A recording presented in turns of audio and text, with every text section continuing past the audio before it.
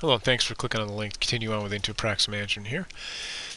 One more video on posting expenses and when you don't want it to be billable or to be billed when it lands in QuickBooks from IPM. Let me just show one critical setting here, General Settings, from the Admin tab, right? General Settings, go to QuickBooks Sync Settings.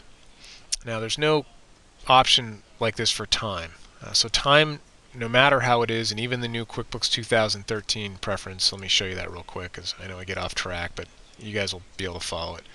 Time and expense, there are these couple preferences here to, if you do not check these two boxes, the time entries and the expenses will not be default check billable. Right?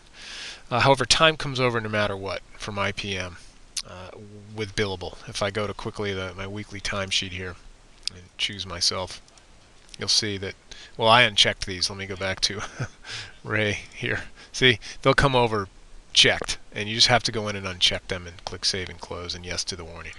And why this matters is because if you go create an invoice for IPM, then it'll say, do you want to add this time cost to the invoice? Now there's a preference to prevent that, but it's still gonna, this unbillable time, unbilled time will just kind of pile up. So when it hits a timesheet, uncheck it. However, for expenses, you can prevent the expense from popping up here. If I look at this bill, notice it's not checked.